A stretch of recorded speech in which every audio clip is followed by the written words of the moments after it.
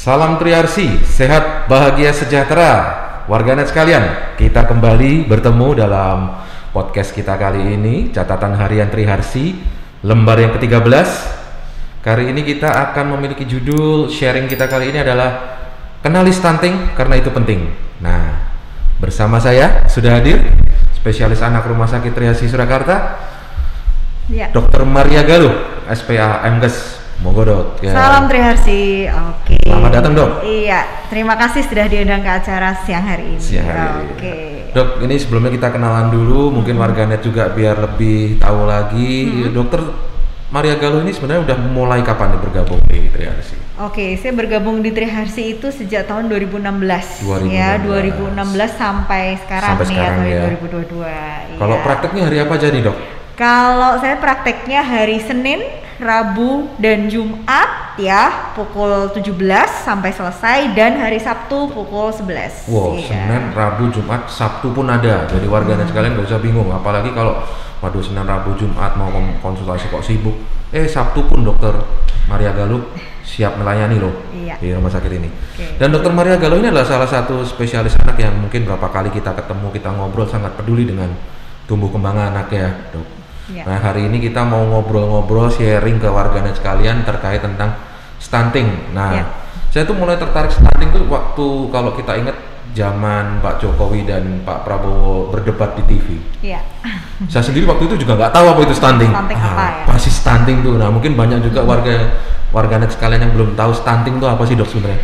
Oke, sebenarnya stunting itu adalah perawakan pendek di mana disebabkan oleh karena masalah gizi. Nah, jadi kebanyakan awam tuh biasanya, Dok, stunting itu kan pendek, sudah titik ya. Padahal sebenarnya kita bilangnya itu kalau perawakan pendek itu stunted dulu Dok. Stunted, stunted ya. Nah, stunted itu taunya gimana? Ya dengan mengukur panjang badan, tinggi badan seorang anak, dan di bawah grafik WHO -2 itu kita bilang stunted. Stunted dulu nih. Lah, kapan stunted jadi thing?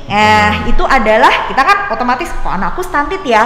Pendek itu nggak selalu dong semua masalah gizi Jadi pendek itu bisa karena masalah genetik, banyak hal yang lain yang mesti kita kaji kan. Betul. Nah, kalau ternyata hal-hal yang lain sudah kita singkirkan, misalkan kelainan hormonal, misalkan ada memang kelainan genetik juga. Nah, setelah itu kita singkirkan dan memang terbukti bahwa masalah itu masalah gizi, maka itulah yang kita sebut dengan stunting.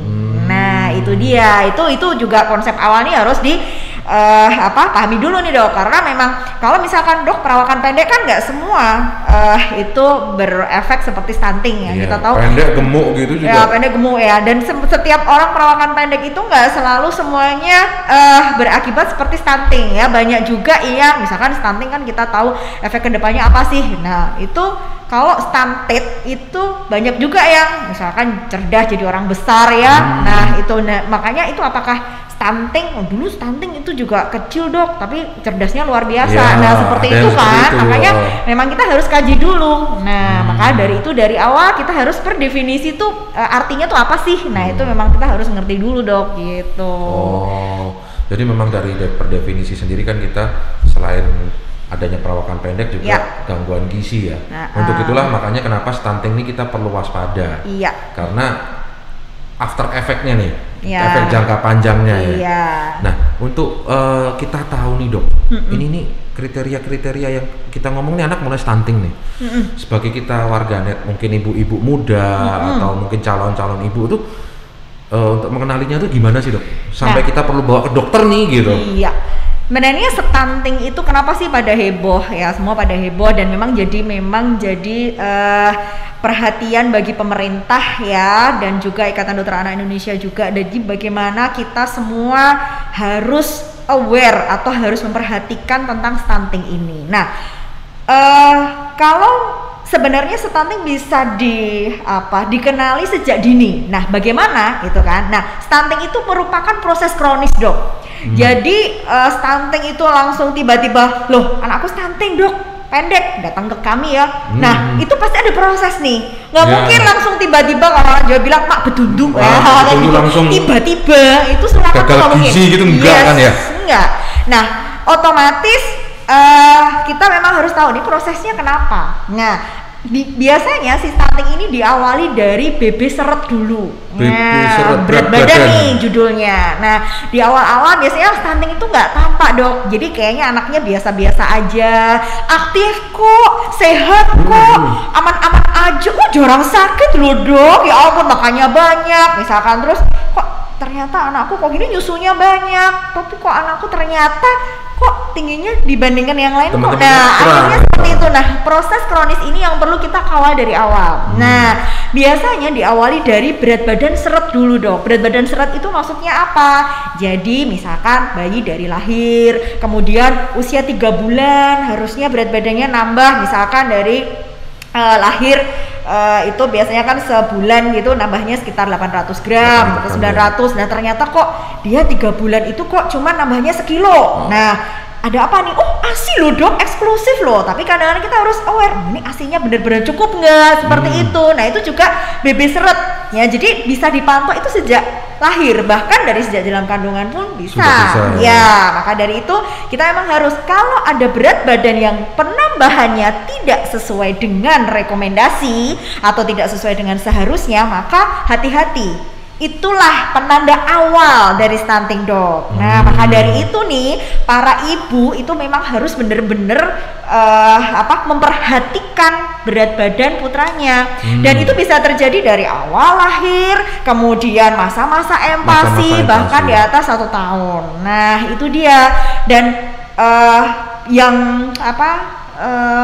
fokusnya di sini adalah stunting itu kenapa sih harus menjadi perhatian, karena kalau berat badan seret ini tidak diatasi dengan baik jadi stunting, dan stunting efeknya adalah ke otak, Dok. Untuk itu perkembangan untuk perkembangan apa otak. Ya istilahnya kecerdasannya ya, Dok. Iya, seperti itu. Makanya kita harus dari awal tuh penandanya adalah BB seret. Udah gitu dulu. Berarti lihatnya kalau di posyandu mungkin dari kartu menuju sehat ya. Berat badan sekian, persentil sekian itu ya. Ya, harus dari berat badan ya. Jadi kalau BB seret taunya gimana? Itu tadi harus memantau berat badan berkala. Nah, terus era pandemi gini mau ke posyandu gimana? Nah, sekarang ini sudah, ya bukan sekarang sih, sebenarnya sudah lama ya. Ada aplikasi WHO yang aplikasi grafik WHO yang sudah dimodifikasi oleh Ikatan Dokter Anak Indonesia berupa aplikasi Primaku, IDAI. Oh ya, Primaku. Saya pernah tahu itu IDAI. Itu, Dok. Jadi bisa di-download di Play Store, dan itu nanti masukkan data-data putra-putri Bapak Ibu sekalian. Nanti akan ada berat badan, panjang badan, rekomendasinya berapa gitu ya. Loh, ternyata kok warning nih sesuai grafik WHO, maka kita harus aware. Nah, bisa mungkin diperiksakan ke fasilitas terdekat ya, karena tentang stunting ini kita pasti sudah sosialisasi sampai ke tingkat puskesmas, sampai ke tingkat kader-kader posyandu juga, Dok. Jadi kita memotivasi semua kader posyandu harus memperhatikan stunting ini di warga masing-masing. Nah, jika memang para Bapak Ibu memantau dari Primaku itu berat badannya kok kurang, panjang badannya juga apalagi sudah mulai kok di bawah rekomendasi, maka harus segera dikonsultasikan ke fasilitas kesehatan dulu, Dok. Kalau sekiranya mereka memang bisa mengkaji, baru nanti berjenjang bahkan untuk dirujuk ke dokter spesialis anak. Gitu. Buat warganet sekalian, ini info terbaru nih kan, sebenarnya udah lama juga mungkin ada, mungkin kita juga kurang aware. Aplikasi Primaku di Play Store itu bisa di-download, di situ bisa diisi data-datanya dan bisa dijadikan panduan panduan buat warganet sekalian untuk mengawasi pertumbuhan buah hatinya. Iya. Tadi dokter juga sempat singgung bahwa bisa dari kandungan udah kita bisa deteksi sih. Iya. Jadi itu berarti sebenarnya nggak cuma dari faktor si anak sendiri, tetapi dari faktor calon ibu itu juga ada berperan, Dok. Iya. Maka dari itu faktor risiko dari stunting ini adalah dimulai dari ibunya, ya. Jadi stunting ini penting banget. Tadi kan memang judulnya adalah kenali stunting itu penting. Lah, caranya kenalan gimana nih? Nah, si stunting itu bisa terjadi di saat di dalam kandungan, ya. Jadi kita memang harus memantau kandungan secara berkala bagi para ibu hamil, ya. Termasuk juga nutrisi para ibu hamil yang itu harus diperhatikan untuk pertumbuhan janinnya. Iya, karena memang stunting, penambahan berat badan si janin pun itu juga harus diperhatikan. Karena bila bayi lahir dalam kondisi BBLR atau berat badan lahir rendah dan juga prematuritas, maka itu pun juga menjadi faktor risiko stunting. Nah, seperti itu. Jadi satu, memang dari nutrisi ibu ya, berat badan lahir itu juga merupakan faktor risiko.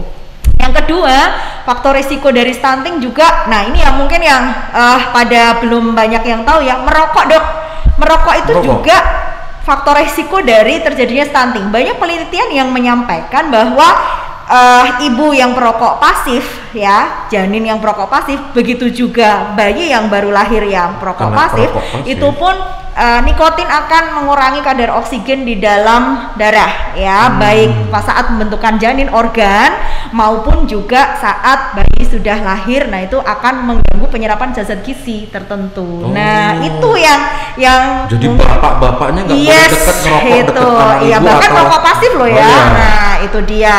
Terus kemudian juga jelas lah ya nutrisi ibu. Nah, kemudian juga memang stunting itu bisa dikarenakan memang kurangnya asupan, kemudian meningkatnya kebutuhan ya, misalkan memang ibu-ibu atau anak-anak kita ada yang kebutuhan meningkat oleh karena ada kelainan tertentu seperti mungkin anemia, defisiensi besi, kemudian alergi, juga bisa. Kemudian juga gangguan penyerapan, misalkan ada diare kronis atau infeksi yang berulang, dan juga imunitas yang kurang baik, hygiene yang kurang baik, itu pun juga jadi faktor resiko dok. Jadi memang kita emang harus mengenali itu sejak di dalam kandungan. Berarti gitu. Prenatal care-nya, antenatal care, sampai postnatal care-nya harus tetap terjaga dari sisi janinnya sendiri selain ibu ya. Karena kan kadang zaman sekarang itu ibu-ibu juga takut, aduh nanti habis ngelahirin gendut, jebrot, nggak bisa kurus lagi.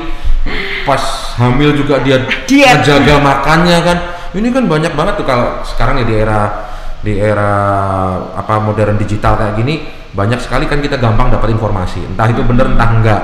Kita dapatnya juga sering salah. Oh ternyata diet hamil segala macam, padahal belum tentu itu baik buat pertumbuhan janinnya juga ya dok ya. Iya betul. Makanya kita perlu lebih aware lagi kalau mau lihat informasi-informasi ya di websitenya IDAI, Kemenkes, konsultasi sama Dokter Maria Galuh, itu benar-benar lebih akurat lah kita mau ngomong gimana sih ngejaga nutrisi yang baik untuk ibu dan bayinya tanpa nanti jadi gendut, tanpa jadi obesitas segala macam ya. Jadi sebenarnya kalau kita mau ngomong pencegahan stunting sendiri, itu benar-benar memang harus dari pengawasan yang ketat, pemberian nutrisi, menghindari zat-zat yang mungkin menyebabkan gangguan ya dok, seperti tadi. Jadi perokok pasif. Nah, perokok pasif itu kena asap rokoknya lah, baik dari ibu hamilnya, anaknya. Berarti bapak-bapaknya yang rokok ya jangan deket-deket anak ibu kalau pas lagi hamil. Kalau bisa berhenti sih rokoknya. Nah, apalagi kalau ibunya lagi nongkrong, ikut-ikutan nongkrong, mungkin ntar kalau kita udah ngomong masalah pandemi lah, sekarang nggak mungkin nongkrong. Ya, kemudian nongkrongnya juga begitu ada yang merokok ya mungkin menjauh ya dok ya. Nah, sebenarnya kalau pandemi sendiri nih dok, pada saat ibu hamil dengan COVID itu bisa mengganggu nggak sih ke arah stunting sana juga? Oke, kalau ibu pandemi dengan COVID ini banyak faktor ya. Apa dulu? Kalau misalkan untuk pemberian ASI itu diperbolehkan, tetap bisa ya, dengan nutrisi ibu itu tetap bisa untuk memberikan ASI ya. Tentu saja kita memang melihat dari gejala ibunya, apakah gejalanya ringan ataukah sedang hingga berat. Kalau misalkan si ibu itu gejalanya sedang hingga berat, otomatis tetap kita harus mengevaluasi ulang kalau antivirus atau tidak, kemudian bagaimana kondisi ibunya, ASI-nya berkualitas atau tidak ya, sehingga tapi tetap prinsip pasti bisa diberikan, hanya kita melihat gejala dok. Kalau gejalanya sedang sampai berat ya kita tidak merekomendasikan, tetapi kalau gejala ringan sebenarnya ASI dapat diberikan. Karena belum ada memang untuk nutrisi di dalam ASI pada ibu COVID sendiri belum ada rekomendasi bahwa tidak boleh diberikan, tuh enggak, tetap. Jadi ibu dengan COVID tetap boleh menyusui. Tetap boleh menyusui, mau diperus mau langsung, pokoknya yang penting ASI itu masih boleh diberikan. Iya, masih boleh diberikan, hanya memang dengan prokes bila ibu merasa gejalanya sedang hingga berat. Tapi kalau gejala ringan mungkin enggak apa-apa dok. Gitu, Jadi jangan khawatir buat ibu-ibu yang sedang mungkin ya di era pandemi ini, kita nggak nutup kemungkinan Anda sedang tertular atau apa, Iya. harus isolasi mandiri, tetap ASI-nya bisa diberikan untuk pertumbuhan buah hati Anda ya. Nah, kalau sudah terjadi stunting nih dok, ternyata udah ke dokter Maria Galuh, waduh dok ternyata benar nih masuk stunting. Iya. Itu mesti gimana sih dok? Oke, kalau stunting itu kita memang lihat timingnya dulu dok ya. Jadi ketahuannya stunting atau mungkin sadarnya para orang tua bahwa anaknya stunting itu umur berapa? Kalau misalkan masih masuk range dalam 1000 hari pertama kehidupan, itu memang untuk prognosis atau memang kemungkinannya kita untuk memperbaiki, ya kita harus cepat ya dok. Jadi jadi Catch up-nya, earlier ya. is better mungkin ya. Jadi semakin dini kita tahu, catch up-nya kita akan semakin baik ya. Tetapi apabila di atas 2 tahun itu memang kita effort atau usahanya agak lebih susah untuk memperbaiki. Nah, kalau memang sudah terjadi stunting, maka kita harus mengkaji. Ini memang karena apa nih ya? Oke, masalahnya ada masalah apa? Apakah ada masalah murni nutrisi? Artinya apakah memang intake-nya atau asupan yang kurang adekuat atau kurang bagus? Mungkin ada small eater atau makannya maunya sedikit dan sebagainya, berbagai problem nutrisi, apakah sulit makan dan sebagainya. Ataukah ada problem lain seperti infeksi? Apakah tuberkulosis, TBC? Nah, nggak terdetek di anak iya. kecil. Apakah ada infeksi saluran kemih atau memang ada kelainan infeksi yang lain jangka panjang? Ya, yang harus kita evaluasi. Yang berikutnya adalah apakah ada gangguan penyerapan seperti mungkin adanya alergi susu sapi atau alergi makanan yang mungkin tidak terdeteksi. Ya, alergi kalau misalkan alerginya sudah terdeteksi dari awal, mungkin orang tua aware ya, tapi ketika alergi itu parsial, kadang-kadang orang tidak ngeh. Nah, seperti itu. Perasaan dari dulu minum susu sapi biasa dong, tapi aja. Ternyata kok udah umur segini kok nggak gitu, ternyata seperti itu. Kemudian jangan lupa dok, juga ada penyakit jantung bawaan yang sering tidak terdeteksi di awal-awal. Dok, perasaan dulu lahir anakku baik-baik aja, dokter anaknya yang nolong persalinan, bidanya nolong persalinan, perasaan biasa-biasa aja. Tapi kok di atas usia 1 tahun loh dia batuk-batuk lama, kok ternyata kita explore itu tadi, kok ternyata dia PJB atau penyakit jantung bawaan. Nah, hal-hal yang menyebabkan seorang anak menjadi stunting inilah yang harus kita kaji. Mau di jalur manakah dia? Apakah penyakit jantung bawaan? Otomatis kita harus melakukan ekokardiografi atau pelacakan. Apakah infeksi? Maka kita harus melakukan itu tadi dong. Apakah menyingkirkan tuberkulosis? Ya kita lakukan foto ronsen. Kemudian kita mungkin kalau memang ke arah sana mengkaji adakah kontak TBC atau tidak, hygiene-nya seperti termasuk apa. Sampai ke orang tuanya. Iya, harus seperti itu. Apakah ada infeksi saluran kencing yang memang banyak yang istilah di sosial media itu silent disease, sebenarnya bukan silent disease, hanya kita tidak aware atau bahasa gaulnya tidak ngeh ini apa ya, perasaan biasa aja. Iya, seperti itu. Setelah kita kaji ternyata adalah infeksi yang berakibat stunting. Jadi seringkali sebagian besar anak itu datang ke dokter anak dengan stunting itu pasti ada sesuatunya dong. Nah, ya, kalau misalkan memang itu semua telah kita singkirkan dan memang murni masalah nutrisi, ya memang itu yang kita perbaiki. Ya kadang-kadang anaknya makannya banyak dok, aman-aman, tetapi nah ini pemilihan kualitas MPASI-nya ini dok yang susah. Apalagi kalau sekarang itu, kalau saya selalu mengedukasi pasien itu selalu seperti ini bu. Anaknya itu jangan disamain sama kita. Kalau kita tuh no gorengan, nggak boleh digoreng-goreng minyak lah. Tapi anaknya juga suruh diet seperti kita, ya nggak lucu ya. Terus kemudian makannya tuh kayak kita nih, ada nasi soto ya, nasi soto lauknya perkedel tuh karbo, lauknya perkedel. Karbo semua. Karak cemilan tuh karbo semua. Terus gimana? Mana prohenya? Ya proteinnya nggak ada tuh kan. Makanya itu semua bakwan ya, itu kan juga gandum semua, itu apa, tepung-tepung. Nah itulah yang kebanyakan itu bagus dok, makanya nasi sama perkedel bagus, tetapi ternyata kualitas dari MPASI-nya itu atau makanan si anak itu yang kurang bagus. Kadang makan banyaknya nasi sama nugget doang, nggak ada sayurnya ya sama aja. Jadi netizen ini yang harus dicermati bahwa kualitas makanan yang diberikan ke anak. Kalau saya tuh pas praktek itu sering ketemunya, saya makannya susah dok. Iya. Saya jadi bertanya, Ntar dulu Bu, makan susah nih, nggak mau makan, dimasakin apa nggak mau makan. Pas saya tak gali lagi, jajannya banyak Dok. Iya betul. Ini juga gitu, Dok anak saya nggak mau makan, coba Ibu jajan di luar, maksudnya diajak makan di resto luar, bagaimana? Makannya banyak, nah itu evaluasi dong makannya, masakan Ibu, ya. Karena memang kadang-kadang orang tuh kalau zaman dulu mungkin gula garam tidak boleh diberikan pada anak ya. Sekarang rekomendasinya kita bisa diberikan gula garam untuk tes, iya dengan ukuran yang tepat dan untuk sebagai perasa boleh ya. Jadi jangan khawatir, misalkan bayi 7 bulan, Mama mau bikin opor atau Mama mau bikin nasi gurih atau nasi liwet, nasi uduk boleh dengan tekstur yang disesuaikan. Tetapi jenis itu boleh silahkan gitu, tetapi teksturnya harus disesuaikan. Jadi ibarat nggak mau makan Dok nasi cuma 3 suap, ya udah 3 suap nasi gurih atau nasi mentega dengan 3 suap nasi putih itu kalorinya beda loh. Nah banyak yang mentega, nah seperti itu. Jadi hal-hal seperti itu yang harus kita kaji. Nah sebagian besar kalau memang masalah nutrisi ini adalah pemahaman kualitas yang mungkin kurang tepat Dok. Dan pemberian makan, kadang-kadang bangun tidur dikasih susu. Jadwal makan yang kurang tepat ini pun, atau kita sebut feeding rules ya, atau aturan makan ini pun yang masih banyak yang belum diterapkan, sehingga bangun tidur kasih susu, habis kasih susu, habis itu makan ya pasti kan kenyang. Nah, nggak mau makan Dok anaknya, nah seperti itu. Ya saya depis kayak gitu, giliran makan waffle, makan ini dihantam semua Dok sama orang tuanya, dikasih permen, kadar gula tinggi semua. Udah ini anak saya nggak mau makan, nggak bisa diem, ya gimana mau diem Bu, gulanya dihantam segitu banyak. Dan kalau memang anak cenderung makan makanan manis, itu kadar gula tinggi sehingga dia kenyang, males makan. Nah maka dari itu kenapa dalam aturan makan itu memang 2 jam maksimal 3 jam sebelum makan itu anak jangan dikasih cemilan manis atau susu atau makan yang mengenyangkan, hanya boleh air putih.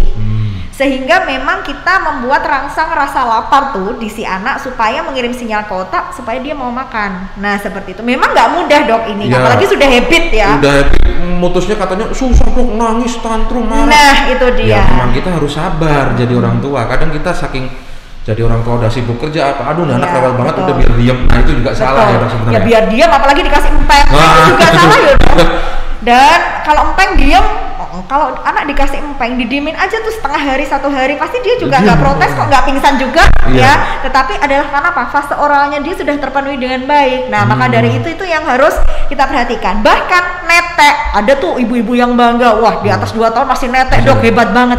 Emang ada ya gizinya ya di atas 2 tahun. Nah itu yang harus kita perhatikan, itu cuma ngempeng ASI doang, hanya menenangkan hanya menenangkan aja, tapi nutrisinya mana kan, seperti itu Dok. Nah hal-hal ini yang selalu kita perhatikan. Biasanya kalau bangun tidur ngek, kasih nenen, habis itu suruh makan, ya pasti dia nggak mau. Nah seperti itu ya. Memang saya memang harus hati-hati dalam meluruskan pernyataan ini bahwa memang kita ASI sampai 2 tahun. Oke, siapapun setuju hal itu, dan ASI adalah is the best nutrisi yang terbaik ya Dok.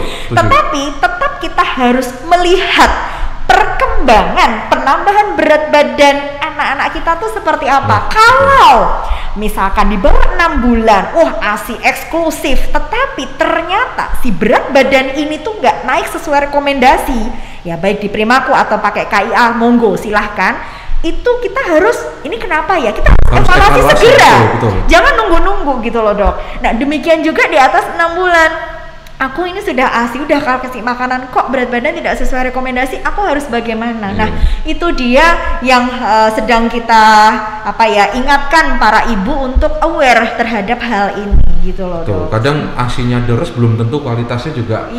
Nutrisi di kandungan ASINya yang tidak penting, ibunya makannya kurang atau apa. Itu dia, kadang-kadang kita nambah Bu, kita sarankan perbaiki ASI dulu, perlekatannya, kemudian cara nenennya bagaimana, kualitas ASINya harus diperhatikan. Kalau dengan itu ternyata tidak bisa, ya kita memang harus menyarankan Dok. Kalau di atas 4 bulan bisa kita sarankan mulai MPASI, karena WHO udah bilang boleh jika anak tersebut sudah siap makan, bisa menegakkan kepala, ya bisa fungsi menelan dengan baik, menunjukkan tanda-tanda ingin makan, silahkan ya. Tetapi kalau misalkan di bawah 4 bulan itu juga bisa loh Dok terjadi BB seret. Nah itu yang harus kita sarankan mungkinkah perlu susu tambahan. Perlu susu Ya, tambahan. kadang-kadang kalau kita nggak hati-hati ngomong, ih dokternya nggak pro ASI, eksklusif, dokternya kok gitu loh, kan hati-hati ya dok. Harus hati-hati dijelaskan. Maka dari itu Netizen itu kalau menerima kan mentah, nah, tidak itu diolah dia. dulu. Betul. Gitu. Maka dari itu tetap kita harus mengkaji. Seorang dokter anak apabila sudah mengkaji seperti itu dan menyarankan, pasti ada alasannya kan gitu Iya. dong. Nah, itu dia. Jangan yang langsung susu formula gitu juga tidak benar ya dok, tidak tepat. Nah, seperti itu. Maka kalau di atas 4 bulan sudah bisa dimulai makan. Ya, Jadi gitu. untuk warganet sekalian, Ya. informasinya harus benar-benar lurus. Ya, betul. Bukan menentang ASI atau apa, enggak. ASI Ya. itu the best, kita pasti tahu semua Iya. itu. Cuman kita harus tetap pantau pada saat ASI diberikan ternyata seret, apakah perlu tambahan lainnya, Iya. usianya bagaimana. Nah itu Anda nggak usah takut, Dokter Maria Galuh ready kok untuk diajak komunikasi bareng, duduk bareng ngobrol Iya. pada saat Anda mau konsultasi di jam-jam praktek beliau. Ya, Jadi nanti siap. di hari ini nih benar-benar cukup banyak informasi yang bisa kita sampaikan dok. Saya sendiri juga jadi belajar banyak. Memang anak saya waktu itu makan ASI juga kenceng, berat badannya juga malah melebihi KMS, itu juga yang Iya. bikin khawatir. Kok malah lambungnya tinggi banget, akhirnya mulai dikurangin juga. Ya takut juga kan, gendut banget dok sampai Nah, berapa kilo. satu hal fenomena yang gini dok, dulu anak saya lahirnya prematur loh, tapi sekarang udah gede banget dok, ih bagus kan. Nah kadang-kadang kita tuh namanya nutrisi itu kan kurang nggak bagus, lebih juga nggak bagus Iya, ya dok ya. betul. Sehingga makanya sekarang fenomenanya adalah stunting dan obesitas. Nah ya. betul dok. Obesitas itu pun juga tidak semuanya adalah wah keberhasilan nih, Iya. wow dulunya prematur, wah sekarang bagus ya, pada bangga seperti itu. Tapi malah kita harus hati-hati. Harus hati-hati. Nah dikasih susu yang misalkan prematur atau misalkan dikasih nutrisi, kita catch up nih ceritanya. Oh. Tetapi kalau sudah bagus ya jangan Jangan kebablasan. dibablasin. Nah itu dia yang membuat bangga, tapi nanti karena akan ada potensi non communicable disease atau penyakit yang tidak menular di kemudian hari. Iya. Ada diabetes, ada hipertensi dan yang lain-lain, stroke dan sebagainya. Itu bisa kecilnya stunting, di dewasanya Di dia dewasanya. akan menyebabkan penyakit seperti itu, termasuk juga obesitas. Nah Mungkin hal next ini time yang kita harus bahas itu dok, itu Ya. child obesity ya dok. Ya. Itu memang juga menjadi sorotan juga saat ini di Betul. Eropa ya terutama. Mungkin Indonesia belum terlalu banyak membahas ini, tapi di Eropa sendiri mungkin itu perlu kita bahas di next Iya. episode kita bisa ngobrol banget. Wah, Siap. ini terima kasih banyak dok info-infonya.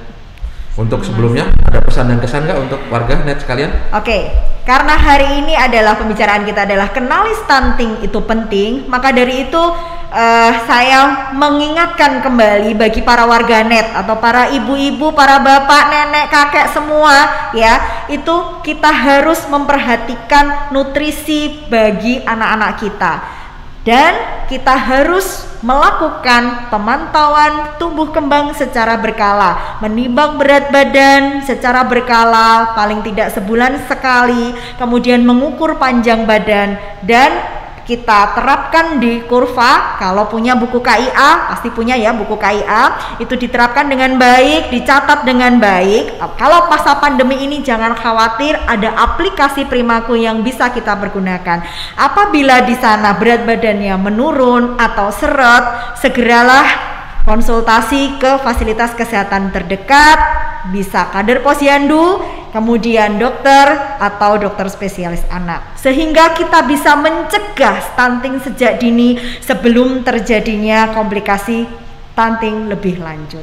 Demikian dok. Oke, Dokter Maria Galuh. Terima kasih banyak Dokter Maria Ya, Galuh. sama-sama. Warganet sekalian, jangan lupa subscribe, follow, like juga YouTube channel kami RS3RC Surakarta. Dan untuk info mengenai jadwal praktek Dokter Maria Galuh, andai kata tadi belum sempat tercatat, bisa di www.rs3rc.com. Di situ juga ada jadwalnya, atau di Instagram kami RS3RC Surakarta. So, saya Dr. Hendri Santoso dan juga Dr. Maria Galuh, Saya Maria SPA, Galuh. Ya. mengucapkan terima kasih. Ya. Salam Salam Triharsi. Triharsi. Sehat, bahagia, sejahtera. Ciao.